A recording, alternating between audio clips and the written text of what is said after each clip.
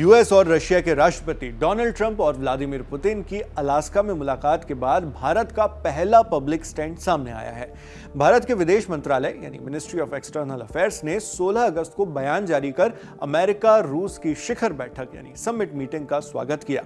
भारत ने दोनों राष्ट्राध्यक्षों के परस्यूट ऑफ पीस यानी शांति की पहल को बेहद सराहनीय बताया है। इसे लेकर विदेश मंत्रालय के प्रवक्ता रणधीर जायसवाल ने भारत का ऑफिशियल स्टेटमेंट जारी किया। स्पोक्सपर्सन के हवाले से आधिकारिक बयान में कहा गया है, यूएस के राष्ट्रपति डोनाल्ड ट्रंप और रूस के राष्ट्रपति व्लादिमीर पुतिन के बीच अलास्का में हुई शिखर बैठक का भारत स्वागत करता है।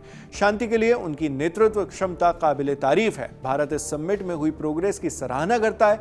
आगे का रास्ता सिर्फ बातचीत और डिप्लोमेसी के माध्यम से ही निकाला जा सकता है। दुनिया यूक्रेन संघर्ष जल्द से जल्द खत्म होते देखना चाहती है। ये बयान अंग्रेजी में था, हमने आपको इसका हिंदी भावानुवाद बताया है। अपने आधिकारिक बयान में भारत ने साफ कहा है कि सिर्फ डिप्लोमेसी ही ऑप्शन है, यानी बातचीत और कूटनीति पर ही बल दिया जाए। इसमें सैन्य शक्ति के इस्तेमाल से समाधान खोजने को नकार दिया गया और भारत ने फिर से नॉन वायलेंस के अपने स्टैंड को मजबूत किया। हालांकि अलास्का समिट से जो असल में दुनिया को उम्मीदें थीं, वो फिलवक्त पूरी होती नहीं दिख रही। मीटिंग के बाद कोई सीधा समझौता आया ही नहीं। जैसे कि सीजफायर या विड्रॉल की घोषणा आने का इंतजार किया जा रहा था, ऐसा कुछ नहीं हुआ। अब यहां सवाल आता है कि रूस और अमेरिका मिले तो इसमें भारत की प्रतिक्रिया इतनी अहम क्यों है? इसके जवाब टटोलेंगे तो आपको बीते कुछ हफ्तों में हुई डेवलपमेंट्स की ओर रुख करना होगा। इससे सीधे इंडियन इंटरेस्ट जुड़ा हुआ है। पिछले 2 हफ्तों में यूएस ने भारत पर रशिया से तेल खरीदने को लेकर 25% का एडिशनल टैरिफ लगा दिया था। यह ऐलान उनके पहले से इंडिया पर लगाए 25% टैरिफ के बाद आया, जिससे भारत पर लगाए गए ट्रंप टैरिफ की दर कुल 50% तक पहुंच गई। एक्सपर्ट्स के मुताबिक अगर यूएस रशिया के बीच डील बन जाती है तो इंडिया पर यह आर्थिक दबाव कम हो सकता है।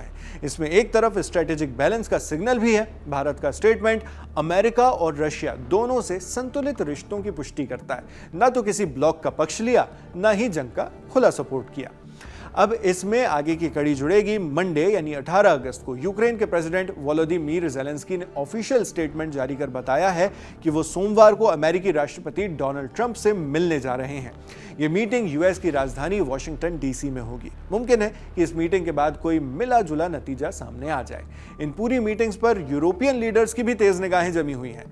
ईयू देश चाहते हैं कि इस समझौते में कहीं से भी यूक्रेन के हितों की अनदेखी न की जाए और भारत की नजर इस बात पर है कि रूस और अमेरिका के बीच अगर संबंध सुधरे तो हो सकता है कि रूसी तेल खरीदने के चलते जो 25% टैरिफ लगाया गया है इंडिया पर, वो वापस ले लिया जाए। जो भी होगा हम आप तक खबरें पहुंचाते रहेंगे। आप इस पूरी खबर पर क्या सोचते हैं हमें कमेंट बॉक्स में लिखकर जरूर बताएं। मैं हूं शेख नावेद, देखते रहिए दी लल्लन टॉप। शुक्रिया।